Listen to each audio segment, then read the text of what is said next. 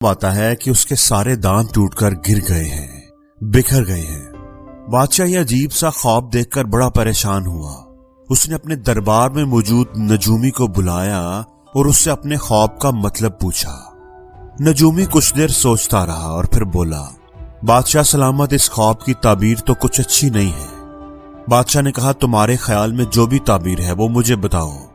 نجومی نے کہا، بادشاہ سلامت، اس خواب کے مطابق آپ کی فیملی کے سارے لوگ ایک ایک کر کے آپ کی آنکھوں کے سامنے مریں گے، آپ سب کی موت اپنی آنکھوں سے دیکھیں گے۔ بادشاہ یہ بات سن کر بڑے غصے میں آ گیا۔ اس نے فرمان جاری کر دیا کہ اس نجومی کو قید میں ڈال دیا جائے۔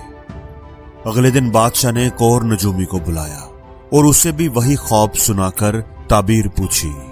نجومی بڑا سمجھدار تھا۔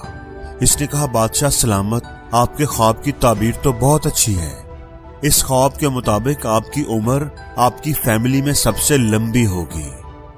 بادشاہ یہ سن کر خوش ہو گیا اور نجومی کو مالا مال کر دیا۔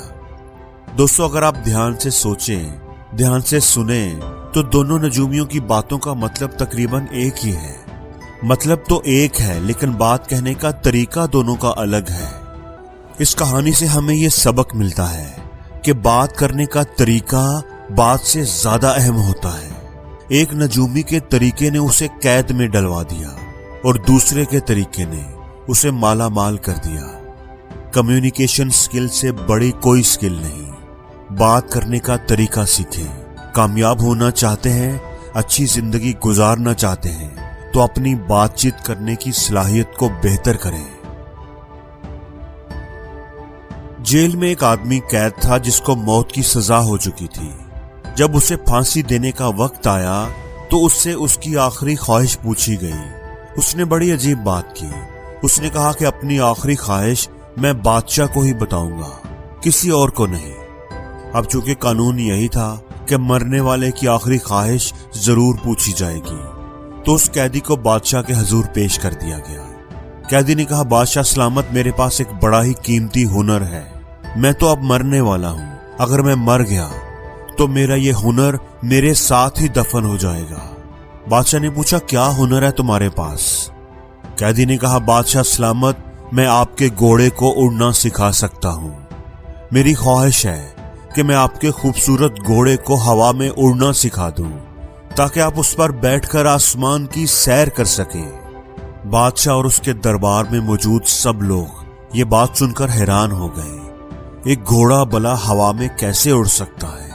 اس آدمی نے کہا، بادشاہ سلامت، آپ مجھ پر یقین کیجیے، اگر میں ایسا نہ کر سکا تو آپ بے شک میری گردن اڑا دیجیے گا۔ اب بادشاہ کچھ دیر سوچتا رہا، پھر بولا، ٹھیک ہے، میں تمہیں اپنا ہنر آزمانے کا ایک موقع دے دیتا ہوں، لیکن یاد رکھنا اگر تم نہ کر پائے تو میں تمہاری گردن اڑا دوں گا۔ گھوڑے کو ٹرین کرنے کے لیے تمہیں کتنا ٹائم چاہیے ہوگا؟ اس قیدی نے کہا، بادشاہ سلامت، یہ کافی پیچیدہ اور مشکل کام ہے، اس لیے مکمل ٹرین کرنے کے لیے مجھے 2 سال لگیں گے۔ بادشاہ نے کہا، ٹھیک ہے، تمہیں 2 سال دیے جاتے ہیں، تم کل سے ہی اپنا کام شروع کر دو۔ وہ قیدی جب قید خانے میں واپس آیا اپنا سامان وغیرہ لینے کے لیے تو اس کا ایک قیدی ساتھی جو اسے اچھی طرح جانتا تھا وہ بڑا حیران تھا۔ اس نے پوچھا کہ تم نے بادشاہ کے سامنے یہ کیا فضول باتیں کی ہیں؟ یہ کیا فضول باتیں کر کے آئے ہو کہ میں گھوڑے کو ہوا میں اڑنا سکھا سکتا ہوں؟ میرے پاس یہ ہنر ہے، یہ فن ہے، میں تو تمہیں اچھی طرح جانتا ہوں۔ گھوڑے کو اڑانا تو دور کی بات، تمہیں تو گھوڑے کی سواری تک نہیں کرنی آتی، پھر تم نے بادشاہ سے ایسا کیوں کہا؟ قیدی یہ بات سن کر مسکرایا اور بولا، دیکھو، میں مرنے تو ویسے ہی والا تھا، اب ایسا کر کے میں نے تو بس ٹائم گین کیا ہے۔ مجھے 2 سال کی مہلت مل گئی ہے، میری قید ختم ہو گئی ہے، مجھے جینے کا ایک اور موقع مل گیا ہے۔ اب 2 سال میں مزے سے جیوں گا اور گھوڑے کو ٹرین کرنے کا ڈھونگ کرتا رہوں گا۔ ہو سکتا ہے کہ 2 سال کے اندر اندر یہ بادشاہ مر جائے اور میں آزاد ہو جاؤں۔ ہو سکتا ہے کہ 2 سال کے اندر کسی نہ کسی وجہ سے یہ گھوڑا ہی مر جائے تو پھر بھی میں آزاد ہی رہوں گا، اور یہ بھی ہو سکتا ہے کہ کوئی معجزہ ہو جائے اور گھوڑا اڑنا ہی سیکھ جائے۔ اس لیے دوستو، جب بھی آپ کی زندگی میں کوئی ایسی پرابلم آ جائے जिसका कोई सोल्यूशन आपको ना मिल रहा हो तो टाइम गेन करें, हिम्मत ना हारें, क्विट ना करें, थोड़ा वक्त हासिल करें, कोशिश करते रहें, कोई ना कोई रास्ता आपको जरूर मिल जाएगा। दोस्तों, तीसरी कहानी यह है कि एक बूढ़ा आदमी और उसका बेटा सफर कर रहे थे। चलते चलते उन्हें रात हो गई। खेतों के दरमियान उन्हें एक छोटा सा घर नजर आया। वो दोनों इस तरफ चल पड़े इस उम्मीद से कि हो सकता है रात गुजारने की कोई जगह मिल जाए। खेत बिल्कुल वीरान पड़े थे। ऐसा लगता था कि एक लंबे अरसे से किसी ने इनमें हल नहीं चलाया, देखभाल नहीं की।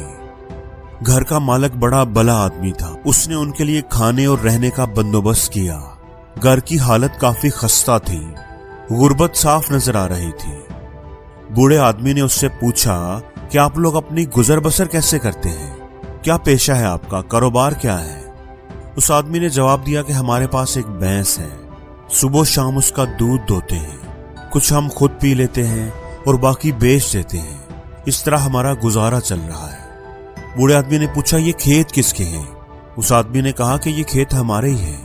बूढ़ा आदमी ये सुनकर बड़ा हैरान हुआ, लेकिन खामोश रहा।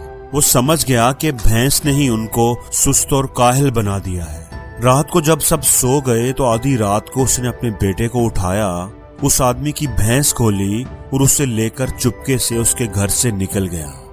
एक पहाड़ पर चढ़कर बूढ़े आदमी ने भैंस को वहां से गिरा दिया और खुद अपनी मंजिल की तरफ चल पड़े।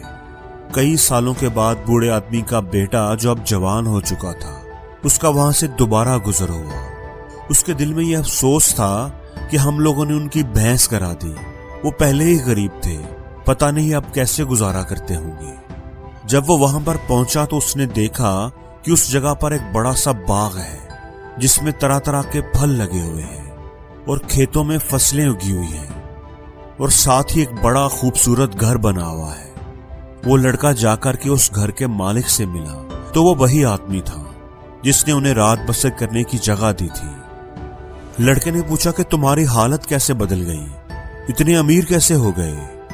तो उसने बताया कि भैंस चोरी होने के बाद कुछ दिन तो हमें समझ ही ना आई कि हम क्या करें, पर जिंदा रहने के लिए कुछ ना कुछ तो करना था, तो हमने इन खेतों में हल चलाना शुरू कर दिया। घर का सामान बेचकर कुछ बीज खरीदे और खेतों में बो दिए। उनकी देखभाल की तो फसल अच्छी हो गई। फसल बेचकर पैसा मिला तो उससे अपना सारा कर्जा भी चुका दिया और हम खुशहाल भी हो गए। अब मैं मेहनत करता हूँ, खेती बाड़ी करता हूँ, तो हमारी हालत बदल गई है। फलों का ये बाग भी मेरा है। भला हो इस बूढ़े आदमी का कि अगर उस दिन वो हमारी भैंस को चोरी ना करता तो हमारी हालत कभी ना बदलती।